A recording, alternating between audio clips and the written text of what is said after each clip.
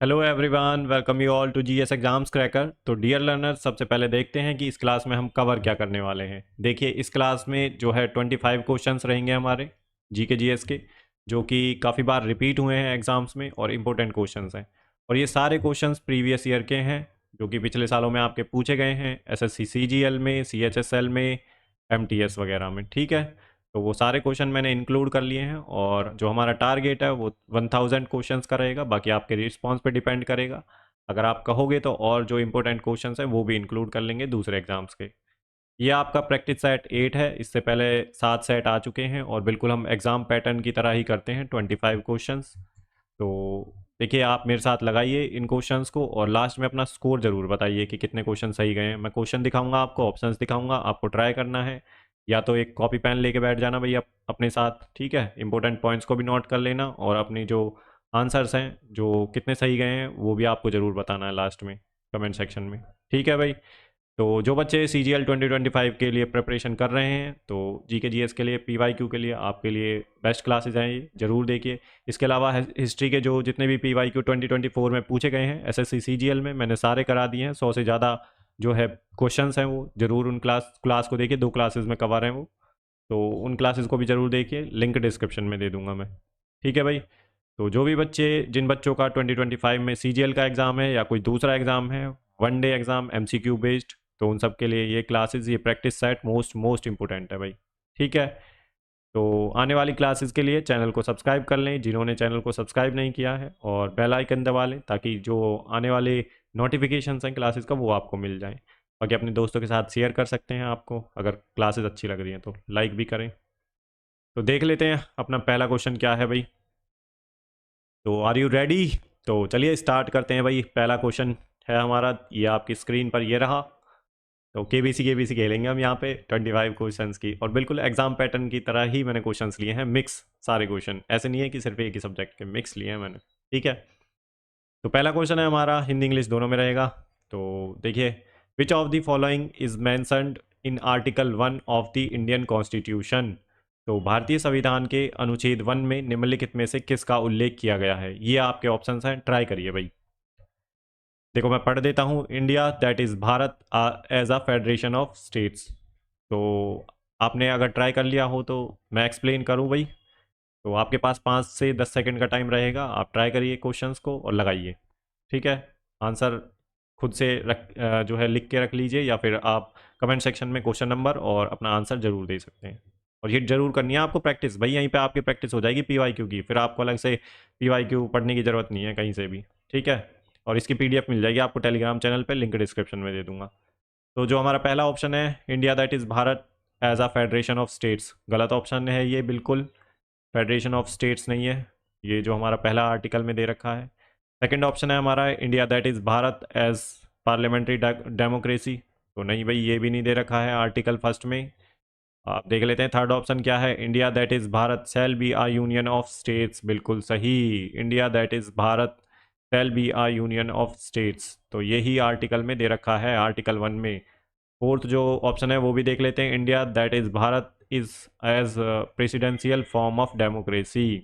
नहीं भाई, ये ऑप्शन भी गलत है। स्पेशली इसने मेंशन करा है आर्टिकल 1। तो आर्टिकल 1 है जो, वो है जो उसमें दे रखा है वो है, India that is Bharat shall be a union of state. तो राज्यों का एक संघ है हमारा, फेडरेशन नहीं है भाई कि जो है एग्रीमेंट हुआ है स्टेट्स के बीच में। तो एग्रीमेंट नहीं हुआ है स्टेट्स के बीच में, इंडिया का पार्ट थे वो, इसलिए यूनियन ऑफ स्टेट्स बोला है। ठीक है। India that is Bharat shall be a union of states. अब देख लेते हैं ये जो आर्टिकल 1 है। देखिए, पार्ट 1 के अंडर आता है आर्टिकल 1, और पार्ट 1 के अंडर आते हैं आर्टिकल 1 से लेके और आर्टिकल 4, 1 से 4 तक जो है पार्ट 1 के अंडर आते हैं। और इस पार्ट 1 में जो है union, union and it's territories. ठीक है। तो इतना आपको ध्यान रखना है, पार्ट 1 के अंडर आता है यूनियन एंड इट्स टेरिटरीज, और आर्टिकल 1 से लेके 4 तक है। और आर्टिकल 1 में दे रखा है, India that is Bharat shall be a union of states. तो इतना आपको ध्यान रखना है भाई डियर लर्नर्स। ठीक है। जितने भी जो स्टेट्स बनते हैं, क्रिएट होते हैं, नए नए जो है स्टेट्स क्रिएट होते हैं कि, और जो डिमनिस होते हैं, स्टेट्स का एरिया बढ़ाया घटाया जाता है, जो नाम चेंज किया जाता है, वो इन्हीं पार्ट 1 में आता है, यूनियन एंड इट्स टेरिटरीज में। ठीक है, आर्टिकल 1 से 4 तक। आर्टिकल 1, 2, 3 और 4, इतना आपको ध्यान रखना है भाई। तो आंसर है इसका ऑप्शन थर्ड। नेक्स्ट क्वेश्चन देख लेते हैं क्या है। तो क्वेश्चन नंबर सेकंड है भाई, what is the duration of monsoon in India. तो भारत में जो मानसून की अवधि है कितनी होती है, तो ये आपके ऑप्शन है देखो, 100 से 120 डेज, सेकंड जो ऑप्शन है 40 से 60 डेज, तो थर्ड ऑप्शन है 150 से 200 दिन डेज, और फोर्थ ऑप्शन है 50 से 80 दिन। अब देखिए आपके पास, आपको ना थोड़ा बहुत तो आइडिया होगा कि जब मानसून आता है तो जून के आसपास आता है, जून के फर्स्ट वीक के आसपास, ठीक है। और कब तक रहता है वो, सितंबर तक रहता है, सितंबर, है ना। अगर आपको डेज नहीं पता तो वैसे भी अंदाज़ा लगा सकते हैं भाई, जून, जुलाई, अगस्त और सितंबर, ठीक है। तो जून हो गया, जुलाई हो गया, अगस्त हो गया और सितंबर, तो 30, 30 और 30 और कितने हो गए, इसको मान लेते हैं हम 30, इसको भी 30 और इसको 30 एवरेज, तो 30 और 30 60 और 30 90 और 30 ये हो गए आपके 120।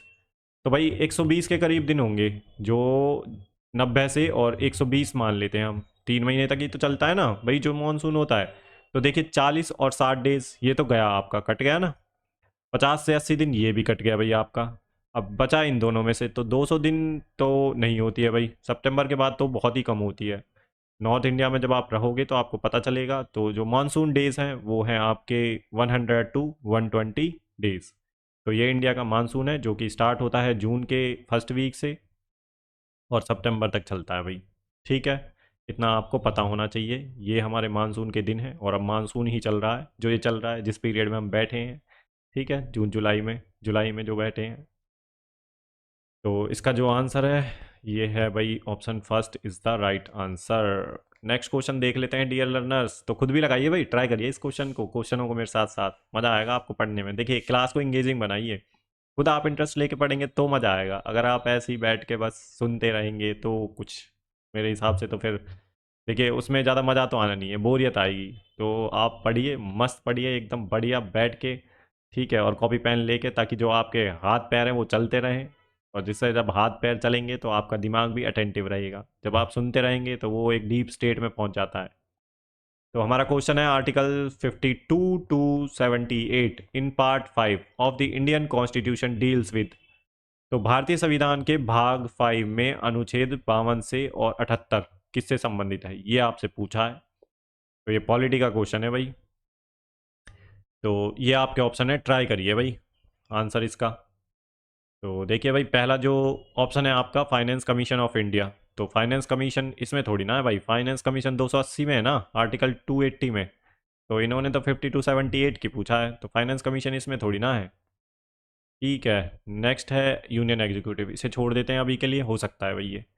थर्ड देखते हैं, अमेंडमेंट ऑफ द कॉन्स्टिट्यूशन। तो अमेंडमेंट किस में है, 320 में, 368 में सॉरी, आर्टिकल 368 में जो है अमेंडमेंट है जो कॉन्स्टिट्यूशन का, वो इसमें थोड़ी ना है, 52 से लेकर और 78। देखिए थोड़ा थोड़ा सा भी आइडिया है ना आपको आर्टिकल्स का, तो भी आप इस क्वेश्चन को निकाल के ले जाओगे। तो फाइनेंस कमीशन हमें पता है 280 के अंदर है, तो इन्होंने 52 से और 78 तक पूछा है, तो ये ऑप्शन हमारा हो जाएगा एलिमिनेट।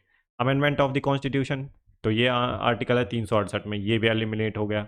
नेशनल इमरजेंसी, इसका भी आर्टिकल आपको पता है 352, तो ये एलिमिनेट हो गए भाई तीनों ऑप्शन। आपके पास बचा यूनियन एग्जीक्यूटिव, तो यही है इसका आंसर। तो ऐसे आपको आंसर निकालना है पेपर में, ठीक है। तो आपको एलिमिनेशन ट्रिक्स भी आनी चाहिए, अगर आपको दूसरे जो ऑप्शंस के बारे में जानकारी है तो ज़रूर से उन्हें ट्राई करें कि नहीं नहीं ये नहीं हो सकता, ठीक है। तो जब आप एलिमिनेट कर देंगे तो आपके पास राइट आंसर तुरंत आ जाएगा, अगर मुझे नहीं भी पता है तो, ठीक है।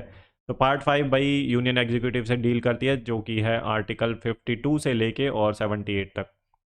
पार्ट 5 देखिए यूनियन एग्जीक्यूटिव है, इसमें यूनियन देखिए यूनियन के बारे में है ये पार्ट 5 टोटल। और पार्ट जो 6 है वो स्टेट के बारे में, पार्ट 6। अब देखिए ये जो है ना पार्ट 5, तो ये आर्टिकल कितने से और कितने तक के बीच में है, तो आर्टिकल 52 से लेके और 151 तक ये पार्ट 5 में है, जिसमें यूनियन एग्जीक्यूटिव है, लेजिस्लेटिव है, जुडिशियरी है, ये सब चीज़ें दे रखी हैं, ठीक है।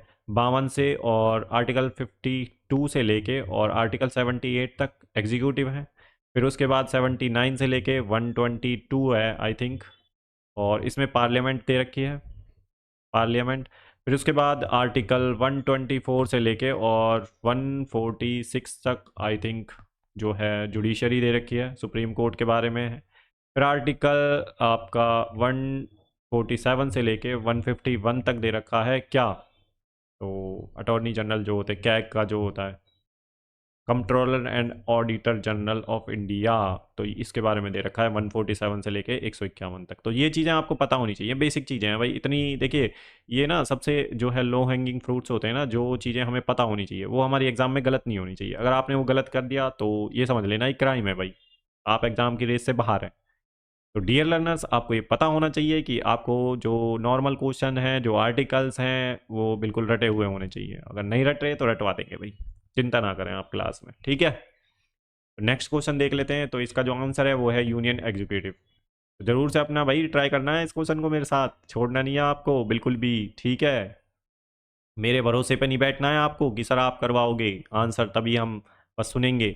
अपना खुद से भी कॉपी पेन पे लिखें, कमेंट सेक्शन में लिखें, भर दे भाई कमेंट सेक्शन को आप कि सर ये है इसका आंसर, ठीक है। और लास्ट में आपको अपना स्कोर जरूर बताना है। नेक्स्ट क्वेश्चन देख लेते हैं भाई क्या है। तो क्वेश्चन नंबर 4 है, Ali Akbar Khan is known for playing the, तो अली अकबर खान को डैश की भूमिका निभाने के लिए जाना जाता है। तो बताइए भाई इसका आंसर क्या है। तो ये मैंने पिक्चर दे दिया आपको, अब बताइए ये क्या है भाई। तो अली अकबर खान जी हैं वो किससे एसोसिएटेड हैं, तो कौन सा इंस्ट्रूमेंट है इनका ये। तो ये है भाई आपके पास ऑप्शन। तो इनका जो आंसर है वो है ऑप्शन 4, सरोदिस्ट हैं ये, सरोद है भाई ये जो इंस्ट्रूमेंट है, और ये हैं अली अकबर खान। तो option 4 is the right answer. Next question देख लेते हैं भाई हमारा क्या है। तो क्वेश्चन नंबर 5 है। तो ये क्वेश्चन ना कई बार पूछा गया है, जो ये अभी पिछले वाला क्वेश्चन था, क्वेश्चन नंबर 4। तो अली अकबर खान के ऊपर कई बार क्वेश्चन आ चुका है, तो इसलिए मैंने इसे डाल दिया है यहाँ पे। तो आप एक बार याद रख लें भाई, इंस्ट्रूमेंट जरूर याद रख लें इनका कौन सा है, ठीक है। नेक्स्ट क्वेश्चन देख लेते हैं हमारा क्या है। The northern plains of Indian subcontinent has been formed by the interplay of the three major river system along with their tributaries such choose the odd one out of the options given।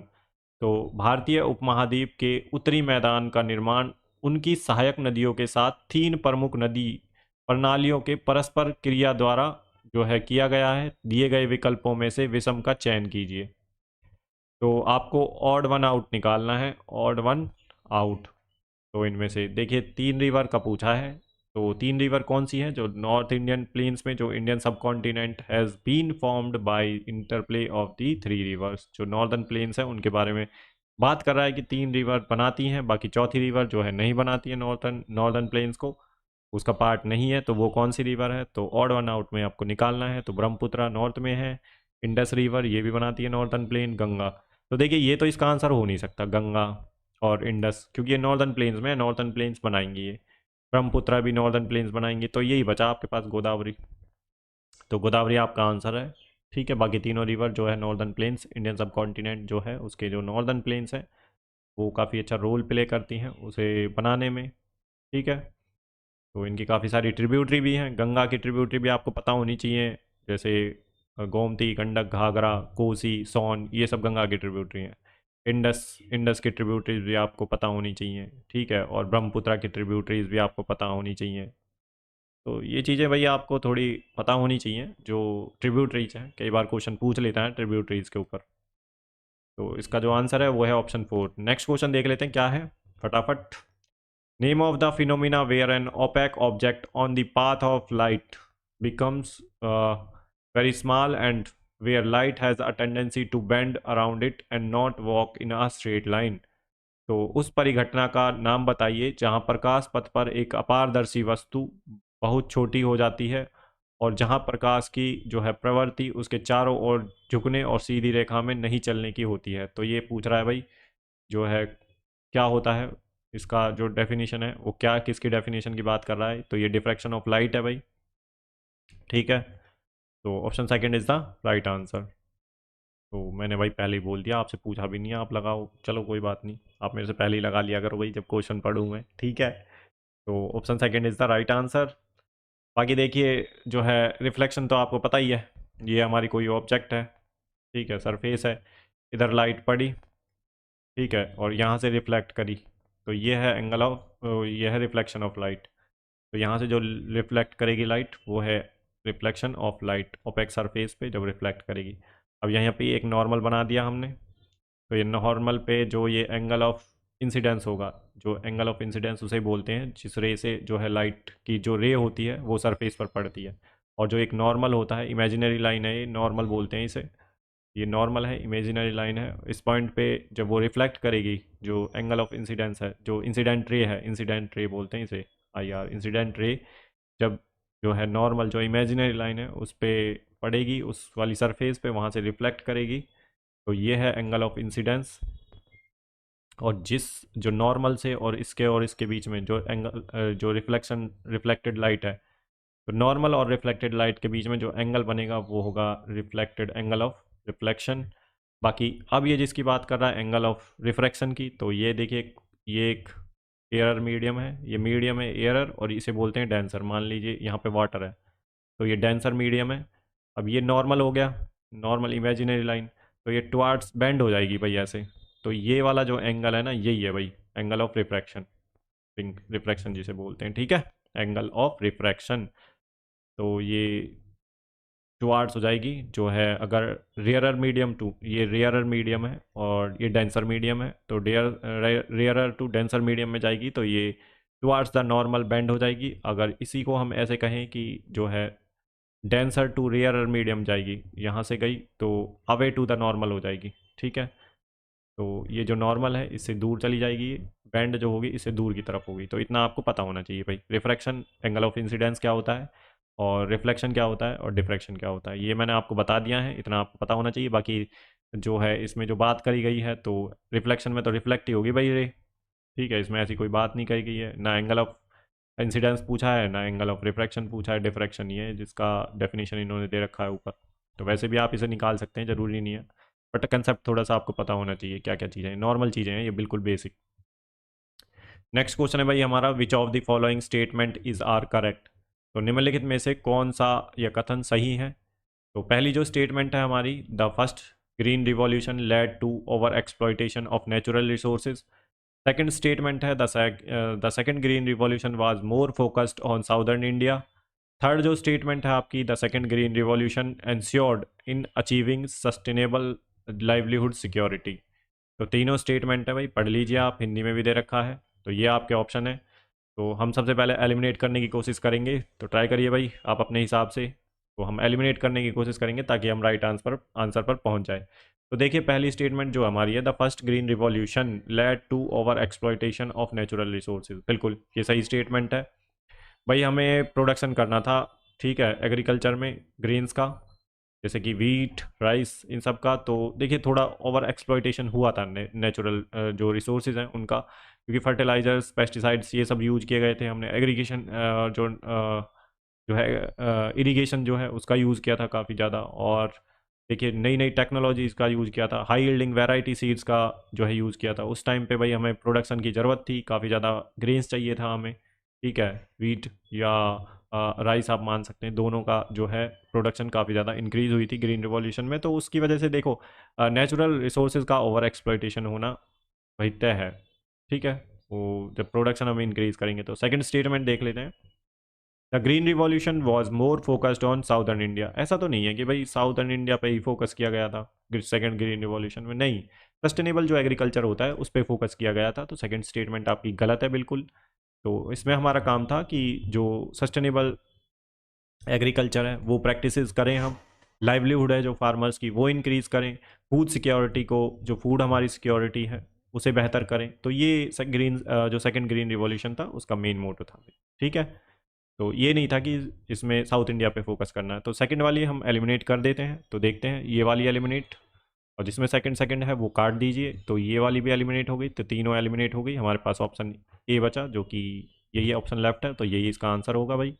तो third statement वैसे पढ़ लेते हैं फिर भी, the second green revolution ensured in achieving sustainable livelihood security, बिल्कुल सही बात है, सेकंड ग्रीन रिवॉल्यूशन है एंश्योर्ड सस्टेनेबल लाइवलीहुड, ठीक है, sustainable farming, sustainable agriculture, food security, livelihood, ठीक है, रिसोर्स मैनेजमेंट, ये सब सेकंड ग्रीन रिवॉल्यूशन में था भाई।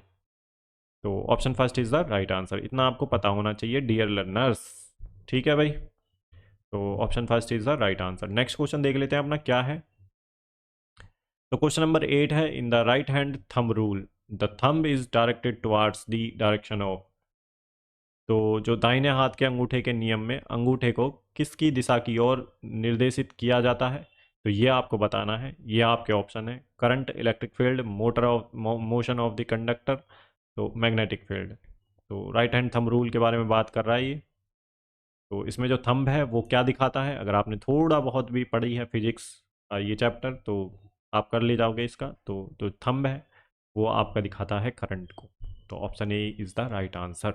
ठीक है डियर लर्नर्स, तो ये है मैक्सवेल का राइट हैंड थंब रूल है। If you hold current carrying wire in your right hand with your thumb pointing in the direction of the current, ठीक है, then the direction your fingers curl indicate the direction of the magnetic field. तो ये जो है current की direction है और ये जो है मैग्नेटिक फील्ड की, जो ये कर्लिंग फिंगर्स हैं ये जो है आपका दिखाती हैं जो मैग्नेटिक फील्ड है उसकी डायरेक्शन।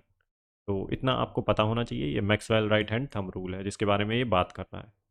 ठीक है भाई, अगर फिंगर्स की बात करता तो यहाँ पे मैग्नेटिक फील्ड की बात होती। अब इसने बात करी है, जो पूछा है वो पूछा है थंब क्या जो है डायरेक्ट करता है किसकी तरफ, जो है डायरेक्ट करता है, तो ये है करंट। बाकी ये इलेक्ट्रिक फील्ड नहीं है, मोशन ऑफ द कंडक्टर है नहीं, इसे तो आप एलिमिनेट कर सकते हैं। तो नेक्स्ट क्वेश्चन देख लेते हैं डियर लर्नर्स क्या है अपना। तो विच of the following articles of the Indian constitution can not, इस पे जरूर ध्यान देना है भैया आपको, be suspended even during an emergency, declared on the ground of war and external aggression. तो ये कह रहा है कि भाई भारतीय संविधान के निम्नलिखित अनुच्छेदों में से किसी युद्ध या बाहरी आक्रमण के आधार पर घोषित आपातकाल के दौरान भी निलंबित नहीं किया जा सकता। तो कौन से फंडामेंटल राइट्स हैं, कौन से आर्टिकल्स हैं जिन्हें अगर देखिए नेशनल इमरजेंसी लग जाए तब भी जो है उन्हें क्या है सस्पेंड नहीं किया जा सकता। तो ये आपको भाई सबसे ज़रूरी क्या है आपके लिए, अगर मान लो कोई भी जो है वॉर वगैरह हो जाए, है ना, इमरजेंसी लग जाए, नेशनल इमरजेंसी भी, तो सबसे ज़रूरी क्या है भाई, सबसे पहले तो आपकी जान बचनी चाहिए, है ना, राइट टू लाइफ। तो आर्टिकल 21 किस में है, इसमें है, तो यही आर्टिकल इसका सही है। सबसे ज़रूरी तो यही है ना भाई आपके लिए कि आपकी जान बचे। ठीक है, आपको बेवजह आप पे जो है चार्जेस ना लगें, अरेस्ट ना हो, ये सब चीज़ें ही तो हैं जो आपको चाहिए।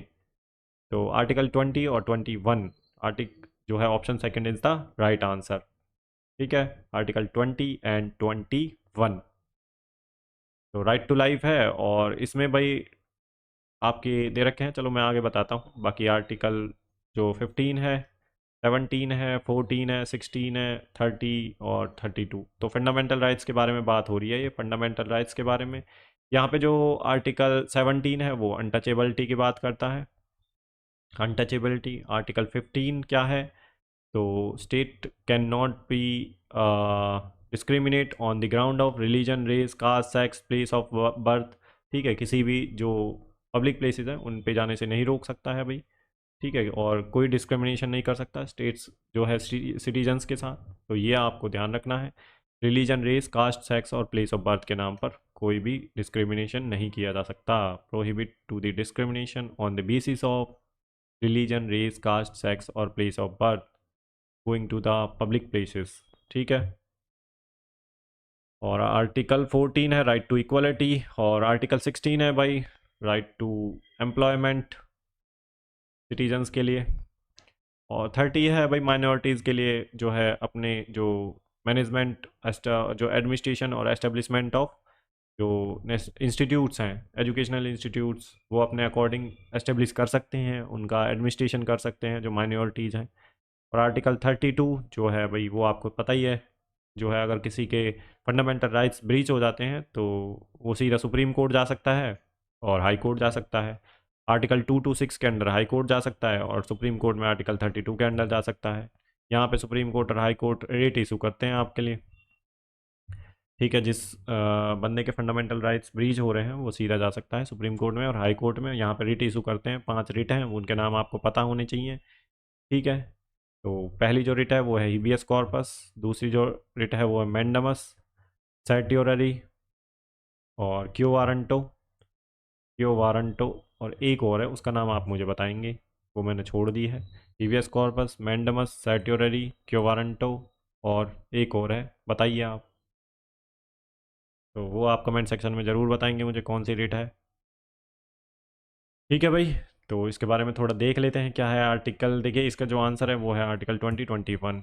तो अगर आपको नहीं भी पता तब भी इस क्वेश्चन को आप निकाल के ले जाएंगे भाई। तो आर्टिकल 20 है इंडियन कॉन्स्टिट्यूशन का, प्रोटेक्ट करता है पीपल को आर्बिट्ररी और अनजस्ट प्रोसिक्यूशन एंड पनिशमेंट। जो आर्बिट्ररी जो होते हैं, मनमाने और अन्यायपूर्ण जो वो होते हैं, जो आर्टिकल मनमाने और अन्यायपूर्ण अभियोजन और सजा से बचाता है। जो पनिशमेंट दी जाती है आर्बिट्ररी रूप से, मनमाने रूप से, उससे बचाता है आर्टिकल 20। नो रेट्रोस्पेक्टिव पनिशमेंट, तो देखिए कोई रेट्रोस्पेक्टिव पनिशमेंट नहीं होती है। Person cannot B convicted for an act that was not an offence when it was committed. तो किसी पर्सन ने अगर कोई एक्ट या क्राइम जो है कन्विक्ट कर दिया था, जो है वो उसने जो है उस एक्ट को कर दिया था, और जब वो किया था तो उस टाइम पे वो जो है एक्ट नहीं था, ऑफेंस नहीं था, तो उसके लिए यही बात है, नो रेट्रोस्पेक्टिव पनिशमेंट। तो कोई ऐसा पनिशमेंट नहीं दिया जाएगा उसे कि वो पहले नहीं था भाई, उसने उस टाइम पे कर दिया लेकिन बाद में वो लॉ बन गया, तो उस बेसिस पे जो है नो रेट्रोस्पेक्टिव पनिशमेंट का रूल है इसमें। इस आर्टिकल में no jeopardy, no double jeopardy, अगर एक ही जो है a person cannot be prosecuted and punished more than once for the same offense। अगर किसी ने सेम ऑफेंस किया है तो उसको मतलब सेम ऑफेंस के लिए दो बार पनिश नहीं किया जा सकता। ठीक है, नो डबल जियोपार्डी का मतलब यही है। Protection from self incrimination, a person cannot be force to be a witness against them self. Force नहीं किया जा सकता कि वो अपने अगेंस्ट ही विटनेस बने। ठीक है, this protection applies to the investigation stage and not just the trial. तो इन्वेस्टिगेशन स्टेट पे लागू होता है, ना कि केवल परीक्षण पर। तो इतना आपको पता होना चाहिए आर्टिकल 20 के बारे में, कई बार पूछ लेते हैं आर्टिकल 20 भी। नेक्स्ट क्वेश्चन है हमारा question number 10, which of the following is the largest inhabited riverine island in the world. तो निम्नलिखित में से कौन सा विश्व का सबसे बड़ा जो है बसा हुआ नदी का द्वीप है। तो ये क्वेश्चन काफ़ी बार पूछा गया है, एसएससी सीजीएल 2024 में आया था ये क्वेश्चन। कौन सा आइलैंड है जिसके बारे में हम सुनते हैं भाई, तो ट्राई करें इसका आंसर। तो ये दे रखा है आपका पिकॉक, मजूली, भवानी या लक्षद्वीप। तो लार्जेस्ट इनहेबिटेड रिवराइन आइलैंड की बात कर रहा है, तो ये तो हो नहीं सकता भैया आपका। ठीक है, ये तो कोरल आइलैंड है जो लक्षद्वीप वाले हैं, तो ये नहीं हो सकता, ये गया। भवानी का यार नाम हमने कभी सुना सा नहीं लग रहा। तो मजूली और पिकॉक में देख लेते हैं। तो देखिए ये हमने सुना भी है, जो कि कौन सी रिवर पर है, तो ये ब्रह्मपुत्र रिवर पर है। ब्रह्मपुत्र जो रिवर है ना उस पर है, और आसाम में है ये मजूली आइलैंड। तो ये हमने काफ़ी बार पढ़ा भी है भाई, हम पढ़ते हैं जब भी ज्योग्राफी पढ़ेंगे, तो आप ये क्वेश्चन ज़रूर देखेंगे रिवराइन आइलैंड का। तो इसका जो आंसर है वो है option second is the right answer. जो मजूली आइलैंड है वो है रिवर आइलैंड है एक, और ब्रह्मपुत्र रिवर पर है, आसाम में है। इंडिया जो है it is the located on the northern part of Jorhat district. तो नॉर्दर्न पार्ट पे है जोरहाट डिस्ट्रिक्ट है, ये इंपॉर्टेंट नहीं है, इतना इंपॉर्टेंट है मजूली जो है रिवराइन आइलैंड है, और वो कौन सी रिवर पर है और किस स्टेट में है। Majuli is the world largest inhabited riverine island, ये इंपॉर्टेंट पॉइंट है। This island was form due to the changes in the direction और area of the Brahmaputra river and its tributaries. तो ये सही बात है, आइलैंड कब बनेगा जब रिवर अपना अपना कोर्स चेंज कर लेगी भाई, तभी तो बनेगा ना। डायरेक्शन और उसका जो एरिया है वो चेंज हो जाएगा, तो आइलैंड बन जाएगा फिर वो। जो रिवर का जो आ, मिट्टी है, क्ले है, जो रिवर ने लाए हैं ड्रेन्स, उसकी वजह से ही तो बनेगा आइलैंड। नेक्स्ट क्वेश्चन देख लेते हैं भाई। तो रिवर के साथ जो आते हैं भाई कितने सारे वो चीज़ें आती हैं वाटर के साथ। ठीक है, तो उनकी वजह से जो प्लेन्स बनते हैं वो रिवराइन प्लेन्स इन्हीं को तो बोलते हैं। जो प्लेन्स बनते हैं नॉर्थ इंडियन प्लेन्स हैं, रिवर जो मिट्टी लाती है। तो नेक्स्ट क्वेश्चन है हमारा, in which year was the battle of Buxar fought. तो बक्सर का युद्ध किस वर्ष लड़ा गया था, ये आपको बताना है। आपके ऑप्शन है 1793, 1777, 1764, 1757। तो बताइए भाई, ये क्वेश्चन अगर आपका गलत हुआ ना तो भाई फिर तो आप भूल जाइए एग्ज़ाम, क्योंकि ये क्वेश्चन इतनी बार रिपीट है, और भाई ये बिल्कुल आपकी हिस्ट्री की बुक में दे रखा है। मॉडर्न हिस्ट्री की बुक में कोई सी भी बुक उठा के देख लीजिए, वन लाइनर उठा लीजिए, कोई और बुक उठा लीजिए, सब में दे रखा है ये। तो ये हुआ था भैया आपका 1764 में। Option third is the right answer. तो जो बैटल ऑफ बक्सर है, देखिए British East India company and combined forces of Indian rulers थे, और ब्रिटिश दूसरी साइड थी ब्रिटिश ईस्ट इंडिया कंपनी, और एक तरफ थे इंडियन रूलर्स। तो ये हुआ था 1764 में, अक्टूबर 22 से 23 में। जो ब्रिटिश ईस्ट इंडिया कंपनी थी led by Major Hector Munro. तो जो जिसने जो है ब्रिटिश ईस्ट इंडिया कंपनी की तरफ से जो लड़ा था, जिसने लीड किया था, वो थे मेजर हेक्टर मुनरो। और इंडियन जो रूलर्स थे तो वो थे मीर कासिम, नवाब ऑफ बंगाल था Sirajuddaula, and Nawab of Awadh and Shah Alam second Mughal emperor था। तो एक तरफ ये थे और एक तरफ ब्रिटिश ईस्ट इंडिया कंपनी के Major Hector Munro. Battle of Plassey was fought between the British East India Company और दूसरा नवाब ऑफ बंगाल के बीच, सिराजुद्दौला के बीच में, जो लड़ी गई थी 23 जून 1757 को। तो ये भी आपको याद होनी चाहिए, बैटल ऑफ पलासी 1757 और बैटल ऑफ बक्सर 1764। ठीक है डियर लर्नर्स, इतना आपको पता होनी चाहिए। ये इंग्लिश में दे रखा है, आप पढ़ सकते हैं अपनी सुविधा के अनुसार। नेक्स्ट क्वेश्चन देख लेते हैं हम, क्या है, what was the main objective of the second green revolution in India. तो भारत में दूसरी हरित क्रांति का मुख्य उद्देश्य क्या था। तो ट्राई करिए इस क्वेश्चन को भाई, क्या है इसका आंसर। तो देख लेते हैं अपने ऑप्शंस क्या क्या हैं। Ensuring food security in the western state. तो देखिए ये केवल बात कर रहा है वेस्टर्न स्टेट्स की। अब देखिए इंडिया काफ़ी बड़ा है भाई, अपना डाइवर्सिटी है, इतने लोग रहते हैं, इतने स्टेट्स हैं, तो सिर्फ वेस्टर्न इंडिया पे ही फोकस करेगा, तो इसको हम गलत कर सकते हैं भाई जनरल साइंस से भी। प्रमोटिंग कन्वेंशनल एग्रीकल्चर प्रैक्टिसेस, जो पारंपरिक कृषि पद्धतियों को बढ़ावा देना। अगर ऐसा ही होता तो फिर प्रोडक्शन इंक्रीज कैसे होगी। सस्टेनेबल जो एग्रीकल्चर है वो, हमें भाई प्रोडक्शन के साथ साथ सस्टेनेबिलिटी भी तो लानी है। ठीक है, पॉपुलेशन इंक्रीज हो रही है, अब भाई हमारे पास जब कम है जो फूड ग्रेन्स हैं, तो उन्हें इंक्रीज करना है तो कुछ तो टेक्नोलॉजी अपनानी पड़ेगी, कुछ फर्टिलाइजर्स या फिर कुछ ऐसी चीज़ें जिससे प्रोडक्शन भी इंक्रीज हो और हार्म भी ना हो एग्रीकल्चर को। तो सस्टेनेबल एग्रीकल्चर लानी पड़ेगी ना। तो जब कन्वेंशनल जो एग्रीकल्चर प्रैक्टिसेस थी उसकी वजह से तो भाई बहुत ज़्यादा प्रोडक्शन नहीं हो पा रहा था ना। पारंपरिक कृषि पद्धतियों को बढ़ावा देना, ऐसा नहीं है भाई इसमें। तो option second is the wrong answer, ये भी रॉन्ग है। Focusing on holistic development in agriculture, चलो इसे मान सकते हैं हम थोड़ा सा। ठीक है, होलिस्टिक डेवलपमेंट इन एग्रीकल्चर। देखते हैं फोर्थ क्या है। Increase the use of chemical fertilisers and pesticides. तो इसका आंसर बताइए भाई क्या है। तो इसका जो आंसर है वो है focusing on holistic development in agriculture. तो ऑप्शन थर्ड है भाई, increasing the use of chemical fertilizers. थोड़ा बहुत हो सकता है, बट देखिए हमें सस्टेनेबिलिटी बना के रखनी थी, तो बहुत ज़्यादा यूज नहीं कर सकते केमिकल फर्टिलाइजर्स का और पेस्टिसाइड्स का। तो होलिस्टिक डेवलपमेंट सस्टेनेबिलिटी के लिए, लाइवलीहुड के लिए, फूड सिक्योरिटी के लिए, रिसोर्स मैनेजमेंट को किस तरह से करना है, वो सब चीज़ों पे ध्यान दिया गया था सेकंड ग्रीन रिवॉल्यूशन में। तो option third is the right answer. ठीक है, तो आपको इस तरह से दिमाग लगाना है, पेपर में भी नहीं आता हो फिर भी थोड़ा सा सोच लेना है, कई बार एलिमिनेशन से क्वेश्चंस हो जाते हैं। तो क्वेश्चन नंबर 13 है, who among the following was the youngest recipient of Sangeet Kalanidhi award by the music academy in 1947। तो निम्नलिखित में से कौन 1947 में संगीत कलानिधि द्वारा सम्मानित संगीत कलानिधि के सबसे कम उम्र के प्राप्तकर्ता थे। तो ये आपको बताना है। तो ये आपके ऑप्शन है, बिल्कुल रटने वाला क्वेश्चन है, अगर आपको आता है तो ठीक है, नहीं तो स्किप कर सकते हैं भाई इस क्वेश्चन को। तो संगीत कलानिधि अवार्ड जो मिला था 1947 में, तो वो मिला था भाई आपका तैमन गुड्डी राधाकृष्णन श्रीनिवास अय्यर जी को। तो option first is the right answer.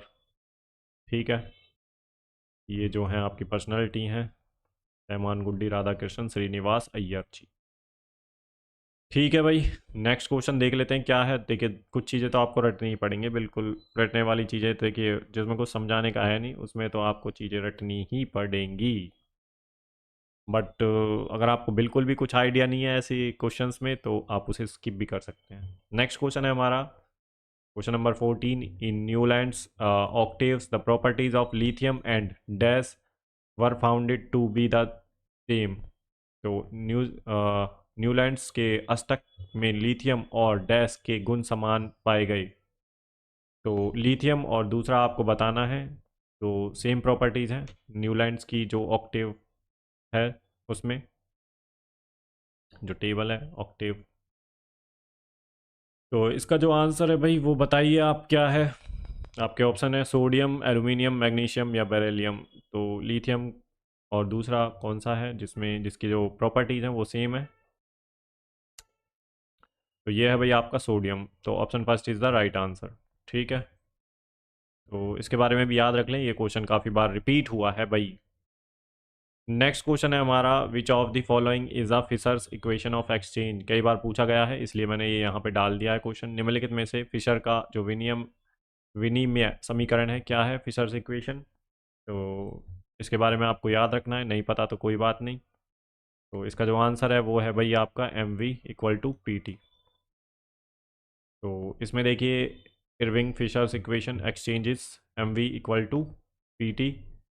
M क्या है, money supply, V is the velocity of circulation, P price है जो है प्राइस लेवल है, और T number of transactions involving the money payment. तो ये आपको पता होने चाहिए भाई। ठीक है, नहीं पता तो रट लो इसे, आ सकता है ये क्वेश्चन।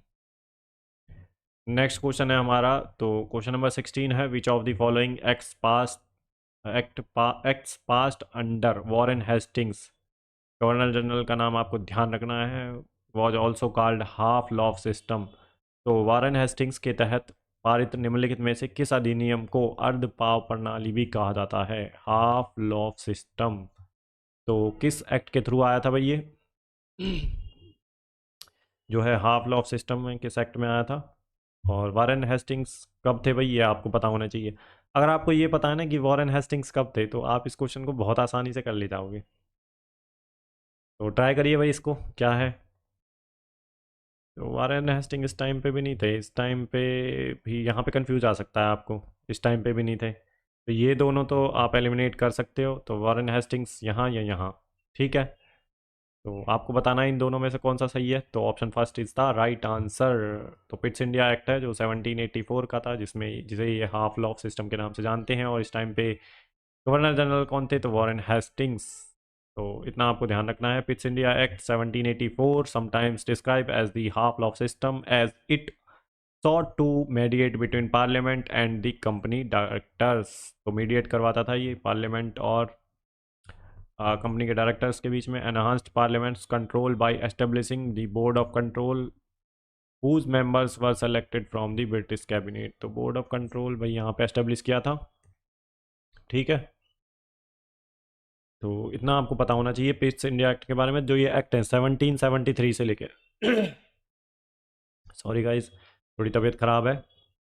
तो ये जो रेगुलेटिंग एक्ट था 1773 से लेके और 1947 तक, आपको जो इम्पोर्टेंट एक्ट हैं जैसे कि 1813, 1858 और 1861 और 1892 और आपका 1909 मॉर्लेमेंटो और 1919 ये वाला एक्ट और 1935, ये तो पता ही होने चाहिए भाई, कई बार पूछे गए हैं ये।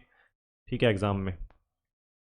नेक्स्ट क्वेश्चन है हमारा, question number 17, which article of the Indian constitution mentions that the state shall endeavour to promote cottage industries on the on an individual और cooperative basis in rural areas. तो कोटेज इंडस्ट्री की बात किस में कही गई है, तो ये आपको पता होना चाहिए भाई, डीपीएसपी का जो है आर्टिकल्स पूछ लिए हैं आपसे। तो बताइए भाई क्या है इसका आंसर। तो इसका जो आंसर है वो है आपका आर्टिकल 43। तो कोटेज इंडस्ट्री की बात करी गई है आर्टिकल 43 में। ठीक है भाई, आर्टिकल 44 में है यूनिफॉर्म सिविल कोड। तो इतना आपको पता होना चाहिए। आर्टिकल 49 और 42 देख लेते हैं।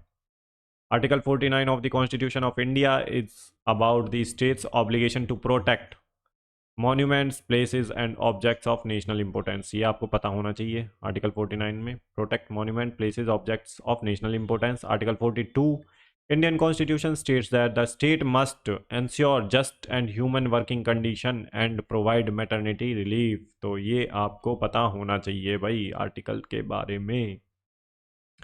डीपीएसपी रट लो भाई, क्वेश्चन आते हैं। और फंडामेंटल राइट्स किसी भी एग्ज़ाम को उठा के देख लो, DPSP, fundamental rights, fundamental duties से क्वेश्चन बनता ही बनता है। तो डीपीएसपी जो है हमारे पार्ट 4 में है। पार्ट 4 में थोड़ी सी बता देता हूँ, और आर्टिकल 36 से लेकर और 51 तक है। ठीक है। फंडामेंटल राइट्स हमारे पार्ट 3 में है, और आर्टिकल जो है 12 से लेके और 35 तक है। इतना आपको पता होने चाहिए भाई। ठीक है। फंडामेंटल राइट्स के बारे में, अगर फंडामेंटल ड्यूटीज़ जो मौलिक कर्तव्य हैं उनके बारे में पूछ ले तो ये है भाई हमारा पार्ट 4A में। और जो 42nd कॉन्स्टिट्यूशन अमेंडमेंट एक्ट हुआ था 1976 में, उसमें ये जो है ऐड करी गई थी, जो फंडामेंटल ड्यूटीज़ थी ओरिजिनल कॉन्स्टिट्यूशन में नहीं थी। 11 फंडामेंटल ड्यूटीज़ हैं टोटल। और स्वरण सिंह जो कमेटी है उसकी रिकमेंडेशन पर आई थी, स्वरण सिंह कमेटी जो है उसकी रिकमेंडेशन पर ये जो फंडामेंटल ड्यूटीज़ हैं इंक्लूड करी गई थी कॉन्स्टिट्यूशन में। ठीक है डियर लर्नर्स। और 11th वाली करी गई थी 86th कॉन्स्टिट्यूशन अमेंडमेंट एक्ट 2002 में करी गई थी भाई। इतना आपको पता होना चाहिए भाई। फंडामेंटल ड्यूटीज़ आपको बिल्कुल लाइन वाइज पता होने चाहिए भाई, 1 से 11 टोटल, नंबरिंग भी याद होनी चाहिए उनकी। अब ऐसे ही पूछ रहा है एसएससी। ठीक है, एग्जामिनर घुमा के। तो नेक्स्ट क्वेश्चन है, विच of the following is the most controversial article in the Indian constitution which provides for the president rule in any state. तो निम्नलिखित में से कौन सा जो है भारतीय संविधान में सबसे विवादास्पद अनुच्छेद है जो किसी में भी राष्ट्रपति शासन का प्रावधान करता है। तो यह आप देखिए, हिंदी में थोड़ा सा अलग ही लिखा हुआ है, बट इसका सेंस यही है कि वो आर्टिकल बताना है आपको जो कंट्रोवर्शियल आर्टिकल है, जिसमें क्या है, जो प्रेसिडेंट रूल प्रोवाइड करता है किसमें, स्टेट में। प्रेसिडेंट रूल कब लगाते हैं, किस आर्टिकल के अंडर लगाते हैं, तो ये आपको बताना है भाई। तो नेशनल इमरजेंसी है, इस आर्टिकल को आप इस ऑप्शन को एलिमिनेट कर सकते हैं।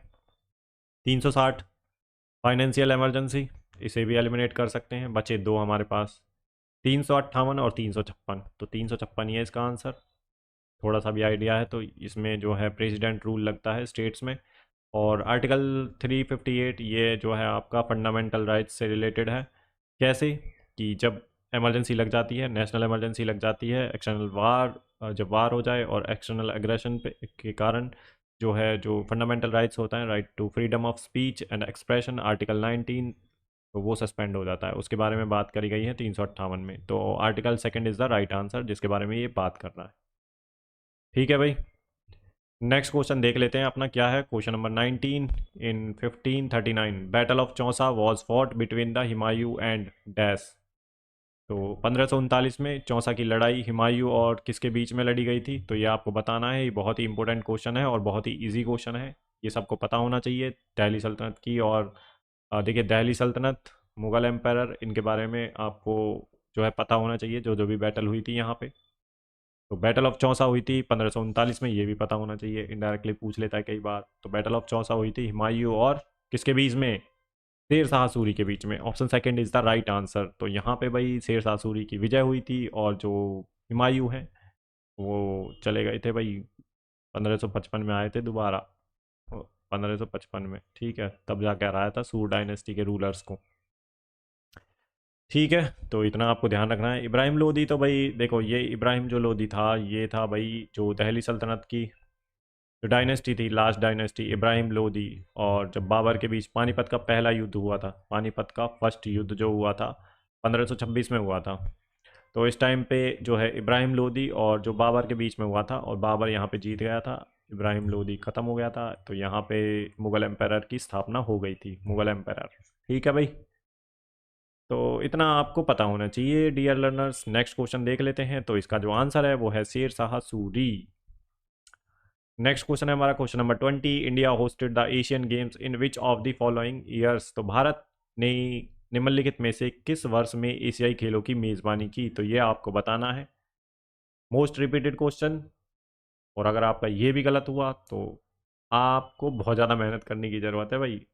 ठीक है, तो पहली बार इंडिया ने जो होस्ट किए थे वो कब किए थे, तो बताइए आप। तो ये जो किए थे भाई आपके 1951 और 1982 में। Option second is the right answer. 1951 में पहला वाला न्यू दिल्ली में हुआ था, 82 में भी न्यू दिल्ली में हुए थे, दोनों बार न्यू दिल्ली में हुए हैं, जो इंडिया ने 2 बार होस्ट किया है एशियन गेम्स। और पहले एशियन गेम्स इंडिया ने ही होस्ट किए थे 1951 में न्यू दिल्ली में। ठीक है डियर लर्नर्स, तो नेक्स्ट क्वेश्चन देख लेते हैं क्या है हमारा। Dense mass of water drops on smoke और dust particles in the lower atmospheric layer is referred to as. तो वायुमंडल की निचली परतों में धुएं या धूल के कणों पर पानी की बूंदों का घना द्रव्यमान किसे कहा जाता है। तो dense mass of water droplets जो होते हैं, डेंस मास का क्या मतलब है कि जो वाटर ड्रॉपलेट्स होती हैं उनकी डेंसिटी हाई होती है, उनमें मास जो है ज़्यादा होता है, तो वाटर की क्वांटिटी ज़्यादा होती है। On smoke dust particle, smoke पर और जो डस्ट पार्टिकल होते हैं, जो डेंस मास होता है वाटर ड्रॉपलेट्स का, जब वो स्मोक पर या डस्ट पार्टिकल पर पड़ता है, लोअर एटमॉस्फेरिक, जो सबसे लोअर एटमॉस्फेरिक ये है, ये अर्थ है, और इसके ऊपर जो एटमॉस्फेयर होता है, लोअर जो है एटमॉस्फेयर लेयर जो होती है, ठीक है, उसमें जो स्मोक और डस्ट पार्टिकल के ऊपर जो वाटर ड्रॉपलेट्स जो जमती हैं उसे क्या कहते हैं। तो ये आपको बताना है भाई। ये बड़ा इजी क्वेश्चन है, ना मिस्ट बोलेंगे, ना ब्लिज़ार्ड बोलेंगे, ना फ्रॉस्ट बोलेंगे, उसे बोलेंगे स्मॉग। तो option 4 is the right answer. और ये जो लेयर्स हैं इनके बारे में पता होना चाहिए, EIMST से याद रख सकते हैं, EIMST, troposphere, stratosphere, mesosphere, ionosphere, exosphere, ऐसे याद रख सकते हैं। आयनोस्फियर को थर्मोस्फियर भी बोलते हैं। तो ये आपके जो अर्थ होती है इसके ऊपर का जो एटमॉस्फेयर की लेयर्स होती हैं इनके बारे में पता होना चाहिए, ठीक है। बाकी ये इनके बारे में भी देख लेते हैं। देखो मिस्ट जो होता है is a phenomena caused by the small droplets of water suspended in cold air, usually by the condensation. Mist contains more moisture than fog, fog से ज़्यादा जो है मॉइस्चर होता है मिस्ट में। In mist each nuclei contains the thicker layer of moisture, और mist are the frequent over mountains as the rising warm air up to the warm air up the slopes meet a cold surface. Blizzard क्या होते हैं? Blizzard is a severe snowstorms with high winds and low visibility that last for at least 3 hours के लिए जो चलता है। Severe जो है स्नो स्टॉर्म्स होते हैं, high winds and low visibility होती है इसमें, और 3 घंटे तक रहता है ये। फ्रॉस्ट जो होता है forms an cold surface when condensation takes place below freezing point, जो कंडेंसेशन होता है जब वो फ्रीजिंग पॉइंट से जो नीचे होता है एट 0 डिग्री मान सकते हैं उसे, the dew point is at or below the freezing point, तब ये बनती है फ्रॉस्ट की कंडीशन। मिस्ट आपने देख लिया, mountains as the rising warm up air and slopes meets the cold surface, तो मिस्ट की कंडीशन ऐसे बनती है। बाकी आपको ये भी पता होना चाहिए mist contain more moisture than fog, ठीक है भाई। तो ये आप हिंदी में पढ़ सकते हैं, सारी चीज़ें दे रखी हैं आपको। अभी अगर क्वेश्चन आ जाए तो पूछ के घुमा के पूछ सकता है, वो दूसरी चीज़ें जो ऑप्शंस में आपको दे रखी हैं। नेक्स्ट क्वेश्चन है हमारा question number 22। Sardana Christian fair is held in which of the following state. तो सरदाना ईसाई मेला निम्नलिखित में से किस राज्य में आयोजित किया जाता है, ये आपको बताना है। मेले के ऊपर क्वेश्चन आते हैं, आर्ट एंड कल्चर से क्वेश्चन बन रहे हैं भाई। इंस्ट्रूमेंट पूछ रहा है वो, और फेयर्स और डांस के बारे में ज़्यादा पूछ रहा है। डांस हो गया, फेयर्स हो गया, उनके बारे में। तो आपका जो आंसर है वो है भाई उत्तर प्रदेश। जो सरदना ईसाई मेला है वो उत्तर प्रदेश में होता है, ठीक है। ये कई बार पता नहीं होगा आपको, तो एज अ क्वेश्चन अगर नहीं पता तो स्किप कर सकते हैं भाई, ज़रूरी नहीं है आपको 25 के 25 क्वेश्चन अटैम्प्ट करने और 25 के 25 सही हो जाएंगे, ठीक है। ऐसा बिल्कुल नहीं करना है, जो स्किपेबल हो कुछ क्वेश्चन उसको सम्मान देना और उसको प्यार से छोड़ देना भाई, ठीक है, नहीं तो नेगेटिव लेके मर जाओगे, ठीक है, नहीं तो वो नुकसान ही कर जाएगा। तो इसलिए मैं कहता हूँ कि जो इजी क्वेश्चन है, लो हैंगिंग फ्रूट्स हैं, मॉडरेट्स हैं, उन क्वेश्चन से ज़्यादा टारगेट करना है। इवन तुम उस एक क्वेश्चन के पीछे पड़ जाओ जो हार्ड था, जो रैंडमली पूछ लिया है, तो उस क्वेश्चन के ऊपर नहीं पढ़ना है आप लोगों को, ठीक है। Question number 23, Ali Akbar Khan was associated with which of the following घराना। तो अली अकबर खान निम्नलिखित में से किस घराने से जुड़े थे, तो ये आपको बताना है। तो मेयर घराना, आगरा घराना, ग्वालियर घराना, किराना घराना, तो बताइए भैया आपका आंसर क्या है। तो मेयर घराना से जुड़े हुए हैं जो अली अकबर खान है, तो ये इंपॉर्टेंट है भाई, तो इनका आपको ध्यान रखना है। तो अली अकबर खान जो है सरोदिस्ट हैं, पहले क्वेश्चन आया था, सरोद से एसोसिएटेड हैं, जो इनका इंस्ट्रूमेंट है, एंड की figure in market making the sarod famous internationally. Sarod को जो है इन्होंने इंटरनेशनली फेमस किया। किराना घराना of classical music was founded by, जो किराना घराना है क्लासिकल म्यूजिक का, उनकी स्थापना किसने की थी, उस्ताद अब्दुल करीम ने की थी, अब्दुल करीम खान ने और अब्दुल वाहिद खान ने। तो Gwalior gharana Hindustani vocal music founded in the mid of 16th century by Nathan Pir Bakhsh और नाथन जो है नत्थे खान। तो इनके बारे में कई बार पूछे गए हैं क्वेश्चन, प्रीवियस ईयर के 2023 के क्वेश्चंस में पूछे गए हैं, तो आप ज़रूर से इन्हें ध्यान रखें भाई, क्वेश्चन पूछे जाते हैं। 2024 का, 2023 का, जितने भी 5 साल के PYQ हैं सारे करा दूंगा मैं, चिंता ना करें आप। सब्जेक्ट वाइज भी करा दूंगा, उसकी भी टेंशन ना लें। PYQ मेरे पे छोड़ दें, बस आप प्रैक्टिस करें, चैनल को सब्सक्राइब करें अगर नहीं किया है तो, नहीं तो आप क्लासेस से वंचित रह जाएंगे। ठीक है, आपको सारी चीज़ें एक ही प्लेटफॉर्म पर अवेलेबल होंगी, PDF भी आपको मिलेगी, सब मिलेगा यहीं पे, आप बस पढ़ो पढ़ो पढ़ो। नेक्स्ट क्वेश्चन है हमारा question number 24, which of the following movements created regional disparity between large and small farmers in India. तो निम्नलिखित में से किस आंदोलन ने भारत में बड़े और छोटे किसानों के बीच क्षेत्रीय असमता पैदा की थी। तो यहाँ पे भाई आपका आंसर दे ही रखा है, यहाँ पे गलती से हो गया आंसर, तो ग्रीन रिवॉल्यूशन है, जिसकी वजह से जो स्मॉल फार्मर्स हैं और लार्ज फार्मर्स हैं उनके बीच में जो है डिस्पैरिटीज़ हो गई थी ज़्यादा।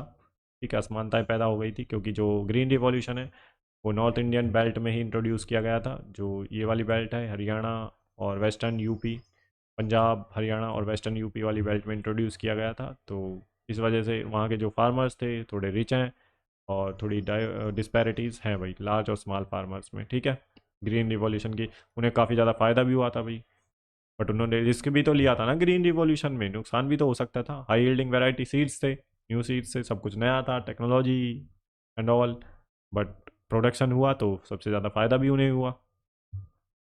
बाकी दूसरे जो रिवॉल्यूशन है उनके बारे में भी देख लेते हैं। जो येलो रिवॉल्यूशन है वो एसोसिएटेड है किससे, ऑयल सीड से, पर्टिकुलरली जैसे कि मस्टर्ड और सीसम सीड्स जो होते हैं। पिंक रिवॉल्यूशन रिलेटेड है पोल्ट्री प्रोडक्शन और मीट से।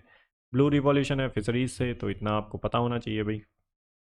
नेक्स्ट क्वेश्चन है हमारा, अलेकराडी dance of Kerala is performed by which of the following tribes. तो केरल का जो अलेल कराडी जो है नृत्य है निम्नलिखित में से किस जनजाति द्वारा किया जाता है।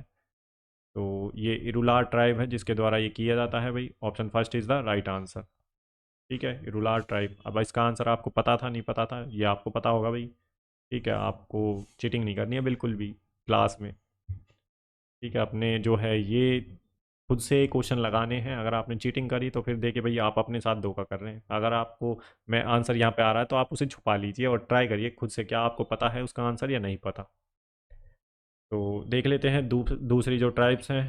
तो Kurumba tribe is founded in the Indian states of Karnataka, Kerala, Tamil Nadu में पाई जाती हैं। और ये PVTG जो है पर्टिकुलरली वुलनरेबल ट्राइबल ग्रुप है बाय द गवर्नमेंट, इसका स्टेटस दिया है गवर्नमेंट ने, government of India. They are known for their hunting birds catching tradition but also practicing agriculture and shifting cultivation, shifting cultivation भी करते हैं ये। ठीक है डियर लर्नर्स, तो हमारे यहाँ पे 25 मोस्ट इंपॉर्टेंट क्वेश्चंस कंप्लीट होते हैं। तो अब आप मुझे बताइए कि आपका जो स्कोर है वो कितना रहा है आउट ऑफ 25 क्वेश्चंस। तो अपना स्कोर जरूर लिखें, कितने क्वेश्चंस आपके सही गए हैं, और क्लास कैसी लगी आपको अपने रिव्यूज़ कमेंट सेक्शन में ज़रूर लिखें। बाकी आने वाली क्लासेस के लिए चैनल को सब्सक्राइब कर लें। सब्जेक्ट वाइज मैं ले आऊँगा भाई, सब्जेक्ट वाइज देखिए मैं ज्योग्राफी के क्वेश्चंस निकाल रहा हूँ, तो जब कंप्लीट हो जाएंगे आज या कल में तो ज्योग्राफी के जितने भी क्वेश्चन आए हैं 2024 में CGL में वो मैं ला दूंगा। फिर उसके बाद जो है CHSL MTS जितने भी 5 साल के PYQ सारे करा दूंगा, आप टेंशन ना लें PYQ की बिल्कुल भी। ठीक है, एक एक PYQ कराएंगे जो इंपॉर्टेंट होगा, हाथ से बच के नहीं जाएगा हमसे। ठीक है, तो भाई चैनल को सब्सक्राइब करिए, लाइक करिए और अपने दोस्तों के साथ शेयर करिए। बाकी क्लास को कंप्लीट देखिए, तभी आपको देखिए फ़ायदा हो सकता है, अदरवाइज़ नहीं होगा। सारा जो है सीरीज़ है इसको फॉलो करिए। ठीक है, PDF टेलीग्राम पे मिल जाएगी आपको, मैं लिंक डिस्क्रिप्शन में दे दूंगा टेलीग्राम का। ठीक है डियर लर्नर्स, तो यहीं पे हम अपनी क्लास को समाप्त करते हैं, मिलते हैं नेक्स्ट क्लास में। तब तक के लिए अपना ध्यान रखिए, गुड बाय, जय हिंद।